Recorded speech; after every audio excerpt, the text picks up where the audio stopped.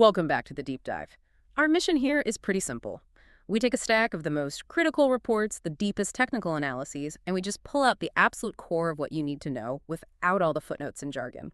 And today we are really diving into one of those consequential energy transformations happening right now in North America. We're talking about New York State's high-stakes race for 100% zero-emission electricity by 2040. The 0 by 40 target, as they call it. Exactly. And it's an incredibly ambitious sprint. I mean, we're talking about a decade and a half against a clock and, against the laws of physics in some ways. To really get our heads around how New York plans to do this, we've pulled from a really phenomenal stack of sources. This deep dive is anchored by a huge assessment from EPRI and NYSERDA, that's the Electric Power Research Institute, and New York's Energy Authority. Right. Their report on dispatchable clean resources. And we're also leaning pretty heavily on the DOE's big analysis for advanced nuclear, the liftoff report. And some crucial intel from Wood Mackenzie that really details this sudden, almost shocking shift in grid constraints and demand growth. And that's really the core challenge New York is up against. It's simple, but it's profound. Reliability. You can build all the wind and solar you want, but the lights will still go out during what the industry calls droughts, those long periods with no sun or wind. So to stop the whole system from collapsing, to keep a high-tech economy actually running, you need something else. You need power sources that are just there, 24/7, on demand, no matter the weather. And the term for that is clean, firm generation. So that's what we're digging into, how New York plans to provide that reliable, on-demand, zero-emission power, what the real options are for deployment today, and of course the huge trade-offs. We're talking cost, land use, transmission gridlock, what all this means for consumers, for industry, and for the environment. This is a deep dive into the real engineering and the economics of what the future grid actually looks like. Okay, so before we even get to the solutions, we have to get a handle on just how big the problem is. All of our sources are basically screaming the same thing. The electricity demand forecasts that everyone has been using for years, they're completely obsolete. Yeah, that is the crucial starting point. Yeah. The rules of the game have just changed, almost overnight. Yeah. I mean, historically, load growth was slow, maybe 1 or 2% a year, kind of tracking the population. Slow and steady. Exactly. Now we are seeing this sudden, dramatic spike, and it's driven by policy and massive industrial expansion. FERC filings showed that nationwide grid planners almost doubled their 5-year load growth forecast. Doubled. Yeah. What they thought was going to be 2.6% growth suddenly jumped to 4.7%. So this growth is happening way faster than expected. And critically, it's these huge non-residential around-the-clock kinds of loads. And what are those loads specifically? I think we've zeroed in on two main drivers that are just a different beast from, building more houses. Well, the first one, the most visible one, is the explosion in data centers. It's the AI boom, it's digitalization, and these things are not just big, they're uniquely power intensive. Right. They need perfect high-quality power, 247, 365. With an extremely high load factor, which just means they're running near maximum capacity all the time. We're tracking something like 93 gigawatts of proposed data center capacity nationally.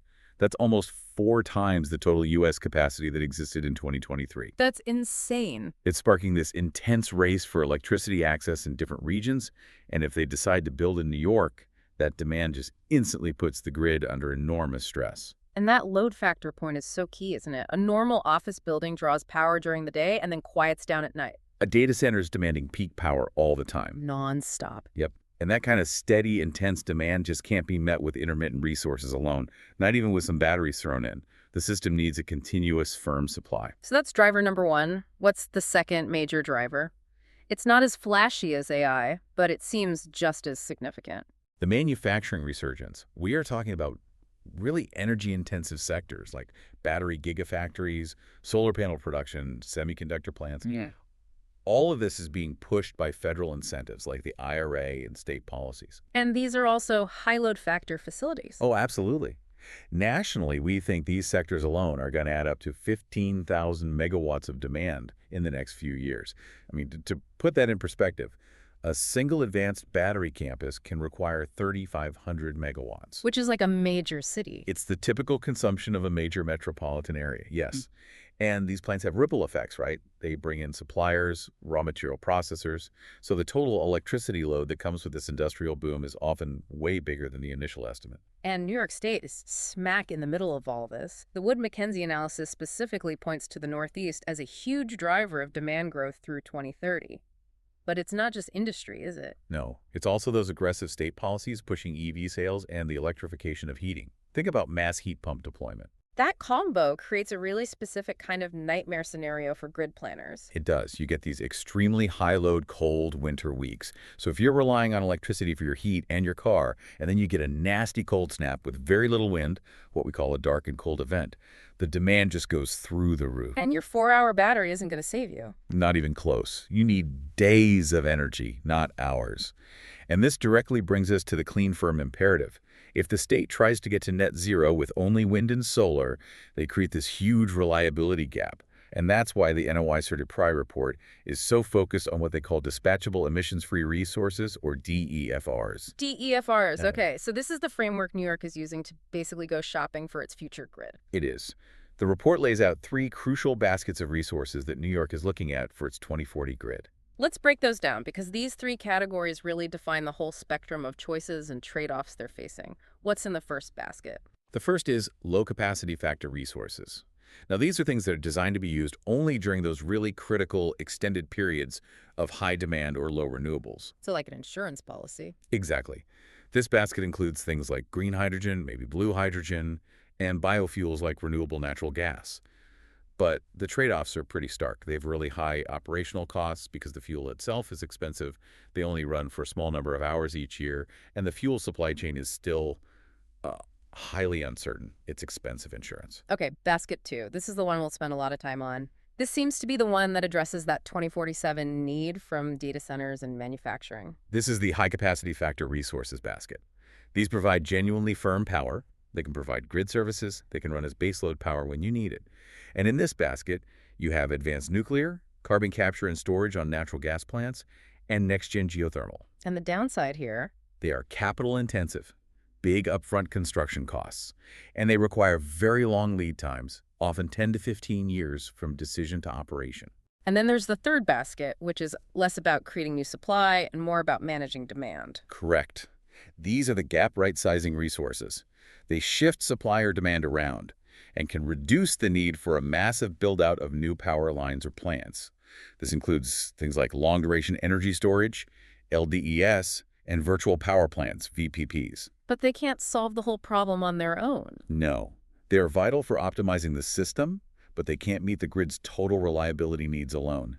LDES is still limited by duration, and VPPs depend on customer behavior. You know, New York's own recent history has a pretty stark warning about this reliability gap. We all saw what happened when the Indian Point nuclear plant was shut down. What's the lesson there for today's challenge? The lesson is critical. When you take clean, firm power off the grid, right now it gets replaced by the only other thing that can guarantee firm power, fossil fuels. When Indian Point was retired, its generation was largely replaced by running nearby natural gas plants harder. So the state retired clean, firm power and replaced it with fossil firm power. Precisely. It highlights the reality on the ground. Without a proven zero-emission alternative that can run 204/7, hitting that 0 by 40 target while keeping the lights on is, well, it's impossible. These DFRs aren't an optional extra. They are the required physics solution to close that gap. All right, let's shift our focus and really dive into the core of that high capacity factor basket. Advanced nuclear. The DOE's liftoff report is just incredibly clear on this. It says nuclear's value is completely misunderstood if you just look at it in a vacuum. That is the single most important conceptual shift we need to make. Yeah. We have to stop thinking about nuclear versus wind or solar. It's not a competitor. It's an essential, clean, firm complement.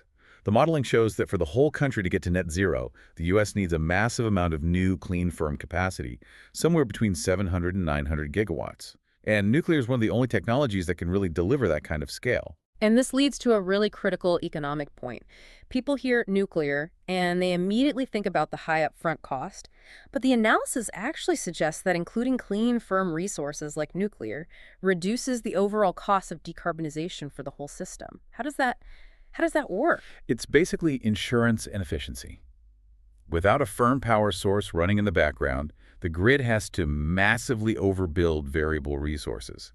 You have to build way more wind and solar than you'd normally need just to be sure you have enough during those low output periods. And all that extra capacity is just wasted capital most of the time. It's wasted capital. And on top of that, you need enormous amounts of energy storage and massive new transmission lines to move all that distributed power around. By putting in a reliable baseload source like nuclear, you stabilize the system, you don't need to overbuild as much, and you seriously cut back on the need for those expensive long-distance power lines. So nuclear makes the wind and solar you already have more effective. And cheaper to integrate, ultimately. So if the system-level economics are so good, why does the levelized cost of electricity, the LCOE, for nuclear always look so high in the headlines? Because LCOE, when you use it by itself, is a fundamentally flawed metric for an asset like this. We really have to look beyond it, and here's why. First, LCOE calculations usually focus on paying back the capital over, say, 20 or 30 years. But that completely fails to capture the value of an 80-year operating asset. 80 years. Right? So once that big initial capital cost is paid off after 30 years, the plant keeps running for another 50 years. And at that point, the cost of the electricity it's making just plummets. What kind of operational cost are we talking about for those later decades? We're talking about predictable, stable electricity for a marginal cost somewhere in the range of $30 to $35 per megawatt hour. And that could even go down over time with more efficiency. I mean, that is an incredibly low, stable price. You're basically building a hedge against fuel price spikes for 80 years. That's a massive selling point. That's stable power for future generations. But there's a second reason LCOE misses the mark, isn't there? The stuff that isn't electricity. Correct. LCOE only looks at electricity.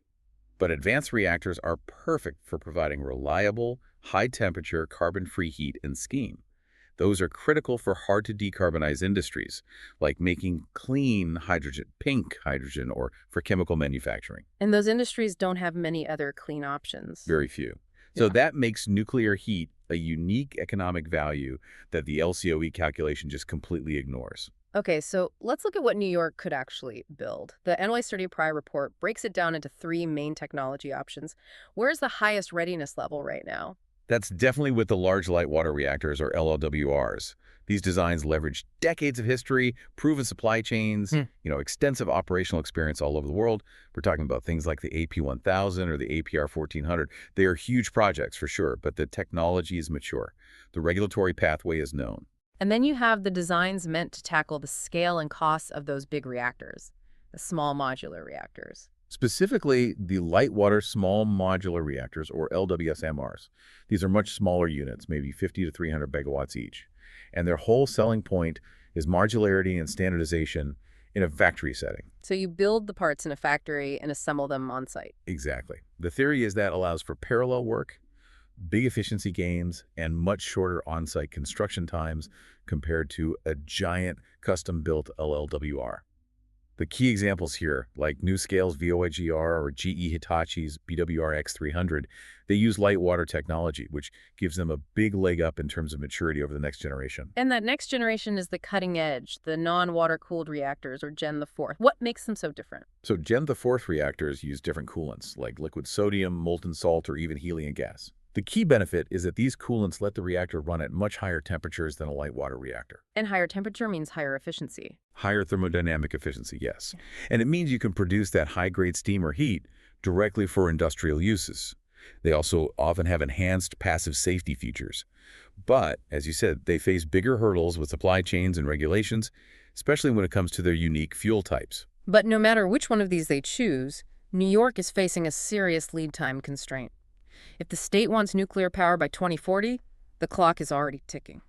It really is. I mean, for a well-executed large reactor project, assuming everything goes right, you're looking at 10 to 12 years. That's 4 to 5 years of planning and licensing, then 6 to 7 years of construction. And for the SMRs? Well, since most of these would be first-of-a-kind deployments, the timeline is more uncertain, maybe 9 to 15 years. They promise speed, but until we see a few built, you have to be conservative. The message for policymakers in New York is crystal clear. The 2040 deadline means you have to make a commitment in the next year or two. Okay, let's just confront the elephant in the room that dominates this entire discussion. The Vojnal project in Georgia. the cost overruns were just catastrophic. How can the industry possibly promise cost stability to New York ratepayers after that? And that's the right question to ask. The liftoff report really digs into this, and it stresses that the next plant is fundamentally different from Vogel. Vogel's final cost in today's dollars was just staggering around $15,000 per kilowatt.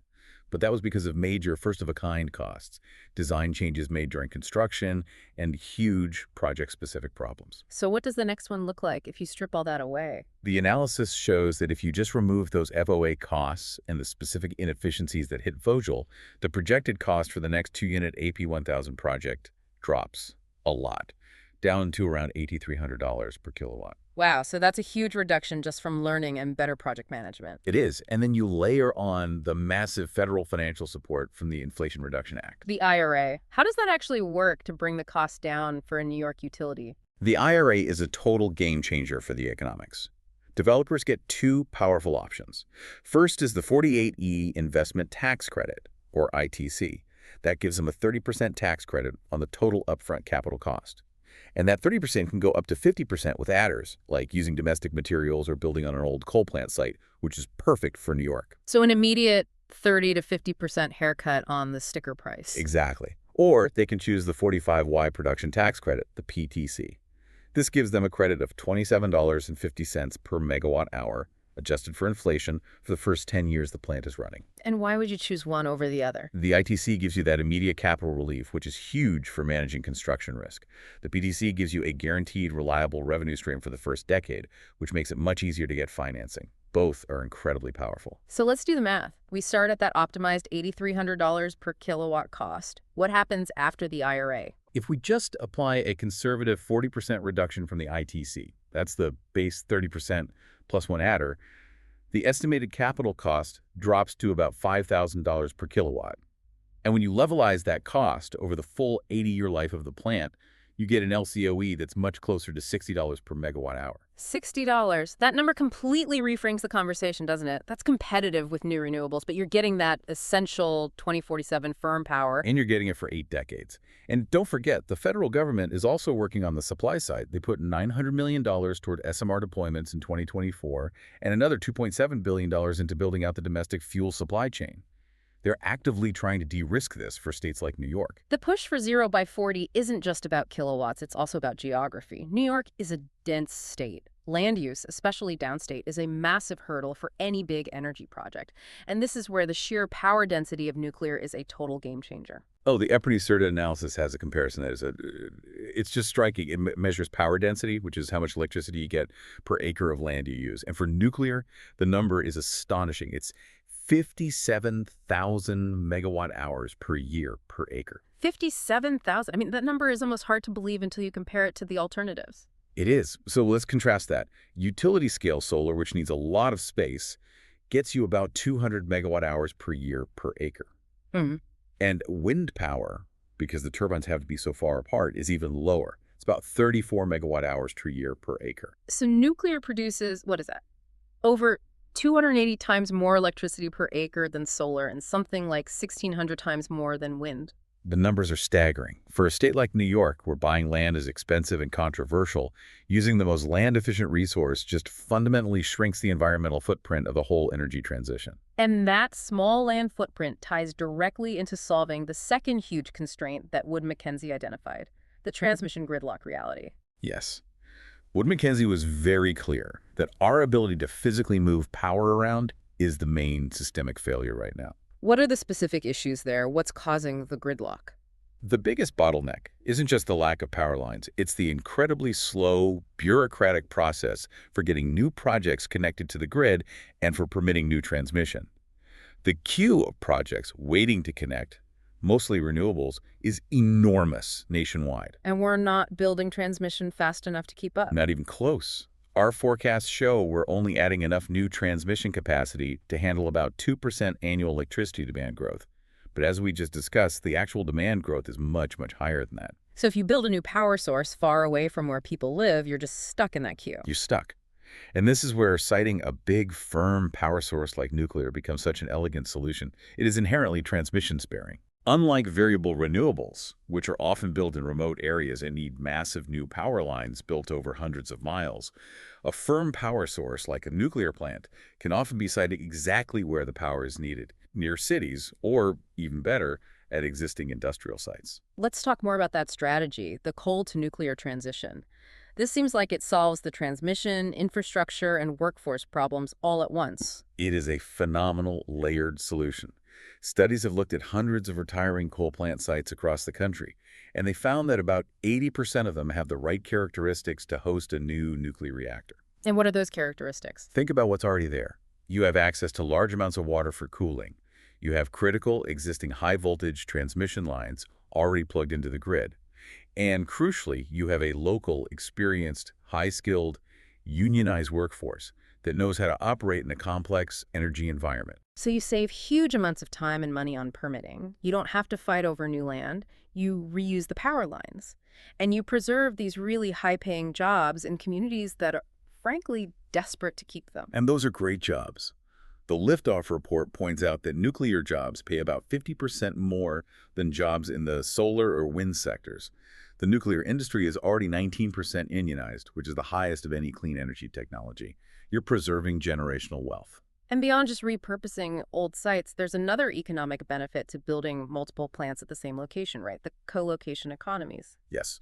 If you co-locate several reactors of the same design, say 4 SMR units, at one site, you can bring the capital costs down even further, maybe towards that $7,500 per kilowatt range, even before all the IRA incentives. Why is that?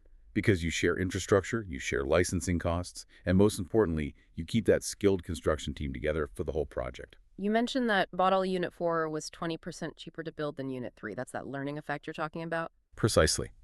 That cost reduction is the direct result of having an experienced team that already learned the hard lessons on the first unit. Co-location is the best way for New York to capture those learning effects. But we have to have a reality check here. The DOE also identified some pretty serious supply chain and workforce gaps. The best economics in the world don't matter if you don't have the people to build the plants or the parts to build them with. This is what separates a plan on paper from a project in the ground. To support a nationwide expansion, the U.S. needs to grow its nuclear workforce by something like 375,000 people. That's construction, operations, the whole supply chain. So New York needs to start investing in training now. Aggressively. In community colleges, trade schools, union partnerships. You have to fill those critical gaps in specialized welding, electrical instrumentation, and project engineering.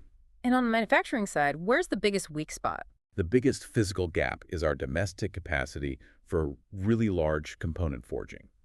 Specifically, the huge reactor pressure vessels you need for the big LLWRs like the AP1000. Right now, U.S. capacity is mostly geared towards smaller components, So we have to import them. which introduces cost volatility and geopolitical risk. And then there's the fuel hodl for those really innovative Gen the Fief designs we talked about. The HLEU issue. Right, high assay, low enriched uranium. The Gen the Fief designs are super efficient, but they need this special fuel.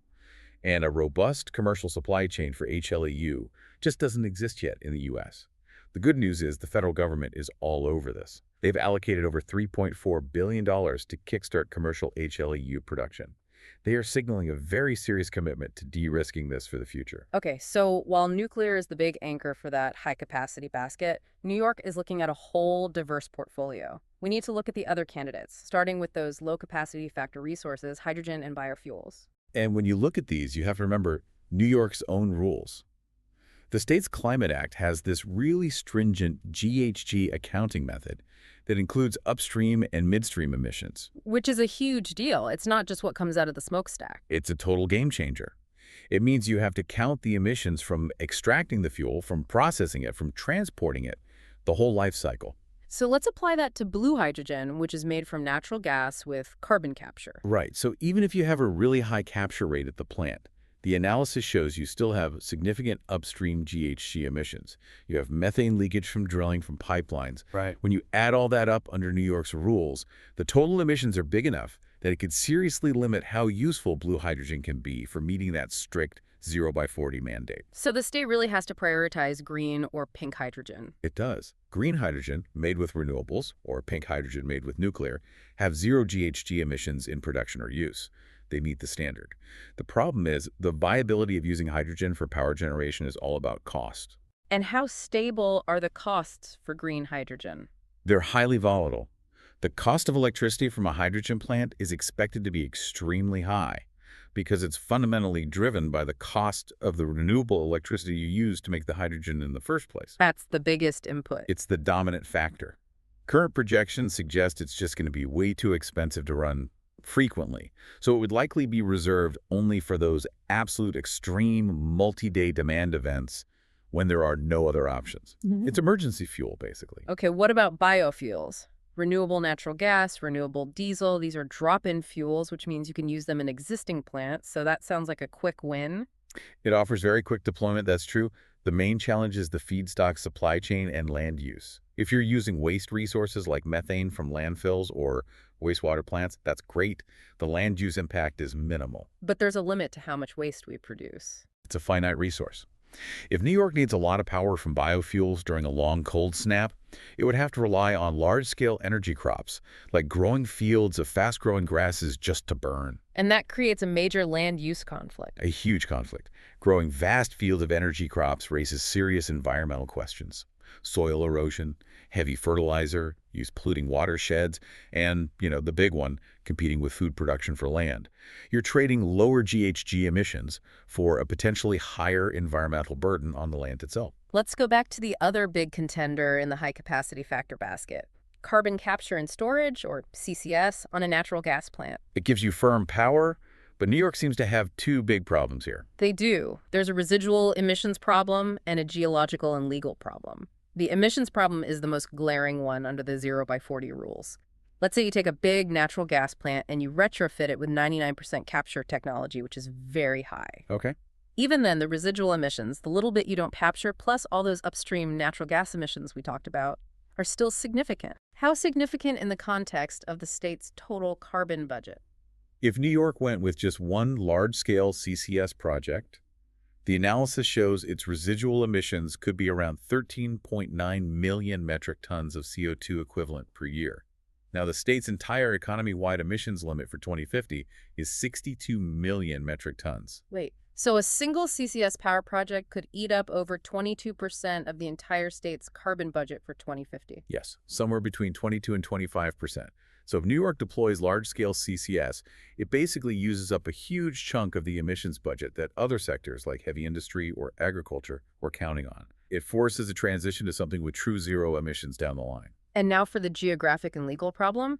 Capturing the CO2 is one thing, but you have to put it somewhere. And that requires a massive build-out of CO2 pipelines. This is a huge legal hurdle in New York. Unlike oil and gas developers, CCS developers right now do not have eminent domain authority for CO2 pipelines. Meaning they can't force landowners to grant access? It means they have to negotiate with every single individual landowner along the route. That introduces immense legal complexity, years of potential delays, and a real risk that a project could just be blocked entirely by a few holdouts. Moving to another promising but really challenging firm resource, next generation geothermal.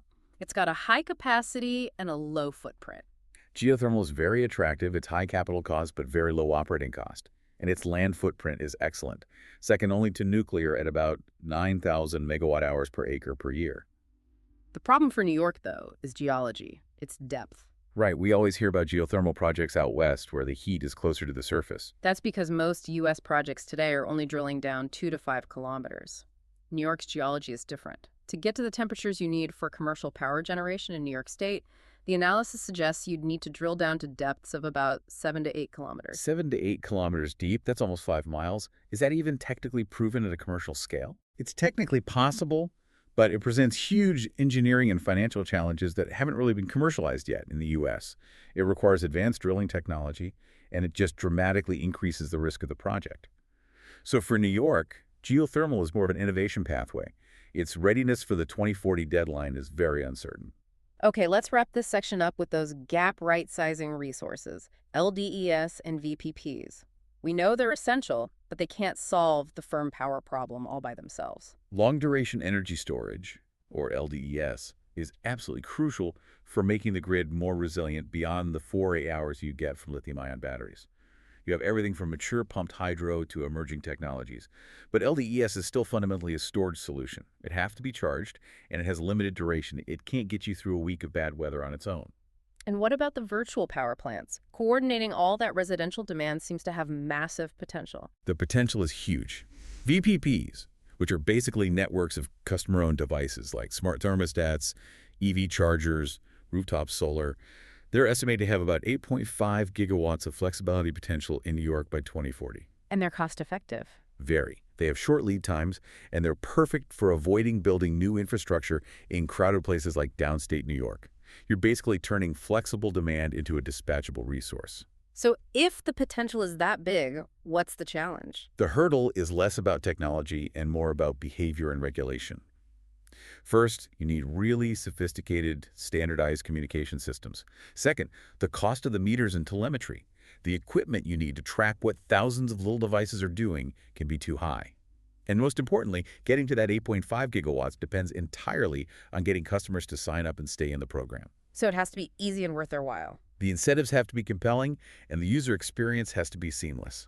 If people notice any inconvenience, they'll just drop out. Okay, so we've laid out this central tension. Massive, fast-growing demand on one side, and the long lead times and serious trade-offs of every single clean energy solution on the other. If New York is really serious about hitting zero by 40, what are the concrete actions they have to take right now?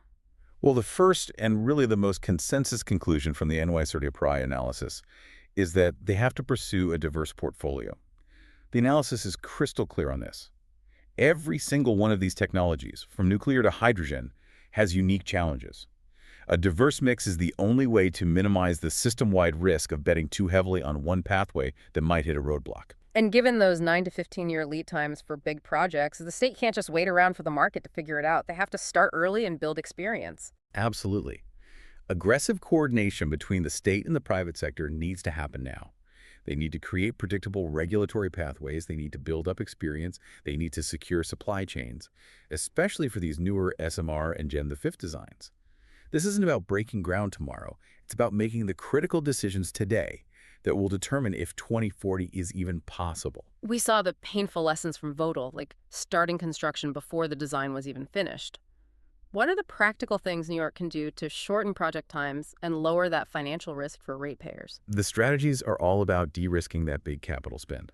First, select reactor designs that are already certified to streamline the licensing. Second, make sure the design is 100% complete before the first shovel hits the ground. No more costly rework. Third, leverage existing facilities, especially those retired coal sites. And fourth, get ahead of the game by procuring long lead time items like the big forgings very early in the process. And beyond just individual projects, what about the strategic infrastructure investment needed at a state or federal level? Two big areas stand out. First is innovation infrastructure. The U.S. right now actually lacks the kind of fast-spectrum testing facilities you need to advance some of the most promising Gen IV designs. Right. So we need to invest in that. Second, and this is paramount, is workforce training. New York has to launch comprehensive training programs with unions and industry to scale up the number of specialized welders, electricians, engineers, all those constrained trades. And specifically for nuclear, you can't really have a serious conversation about expansion without addressing the public trust issue around spent nuclear fuel, or SNF. That is the perennial elephant in the room, isn't it? The state and the nation have to develop a clear consensus on managing it. While SNF is stored very safely on site right now, the industry needs a politically viable long-term solution, like a consolidated interim storage facility that communities actually consent to. Without a credible long-term plan, getting public buy-in for a large-scale expansion is just psychologically very difficult. And finally, all of this requires market and regulatory reform. What has to change in how New York actually pays for clean power? They have to create clean, firm standards that properly value the reliability these resources provide. Traditional metrics like LCOE or volatile wholesale market prices, they just fail to compensate a resource like nuclear for its dispatchability or its 80-year lifespan. The government has to create market mechanisms like long-term, fixed-price contracts or reliability credits that capture that multi-generational value and give investors the certainty they need to commit that big upfront capital. And that same reform is needed to unlock the full potential of VPPs, right? Absolutely. To get to that 8.5 gigawatts from VPPs, the state needs to standardize communication protocols, streamline the market interfaces, and critically figure out how to solve the high cost of metering that keeps all these small resources from participating cost-effectively. If VPPs are going to be a big part of the solution, you have to remove the regulatory friction. So we have successfully navigated the incredible complexity of New York's 0 by 40 mandate. We've seen the unprecedented scale of demand from data centers and manufacturing, and we've really dissected the full toolkit of solutions, from those capital-intensive baseload plants to flexible demand-side resources. And the transition really hinges on this fundamental balancing act. New York has to weigh the high upfront capital costs of resources like nuclear, which, once they're built, provide incredibly cheap power for 80 years, against the high long-term operating costs, the fuel volatility, and the massive land use issues that come with relying too heavily on low-capacity fuels and just overbuilding renewables and transmission everywhere. And here is the final provocative thought we want to leave you with, and it's based on that striking analysis of land density. Nuclear power, generating over 57,000 megawatt hours per acre, is by far the most land-efficient resource there is. It simplifies the transmission problem by letting us reuse old industrial sites, and that saves consumers money across the whole system. The biggest question for New York ratepayers isn't really whether they can afford the upfront cost of the technology, especially with all the federal support, but whether they can afford the alternative. Can they afford the immense land acquisition costs, the environmental disruption, and the enormous system-wide transmission expansion that's required if they fail to fully leverage the dense, firm power that advanced nuclear provides? Ultimately, the choice New York is facing is about what societal value it prioritizes and wants to conserve. Is it money? Is it nature? Or is it time? Which one of those paths offers the most resilient future? Think about that until the next time we dive into the data. See you next time for the next deep dive.